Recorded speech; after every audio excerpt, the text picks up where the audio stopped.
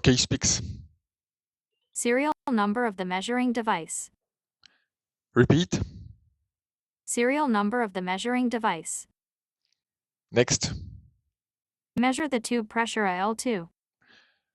Previous. Serial number of the measuring device. BC178. BC178. Validate. Measure the tube pressure L2. Information. Check the screen for information. Thank you, SPIX. Okay, I will look at the process, understand how to make the measurement. Okay, entrance door. And when I'm ready, I will start again. Okay, SPIX. Measure the tube pressure L2. What can I say? Please provide a numerical value. 1.7. Validate 1.7 bar. Yes.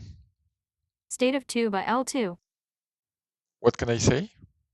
You can say compliant or non-compliant. What can I do? You can say compliant or non-compliant. Skip task. You cannot skip this field. State of tube L2. Compliant. Compliant.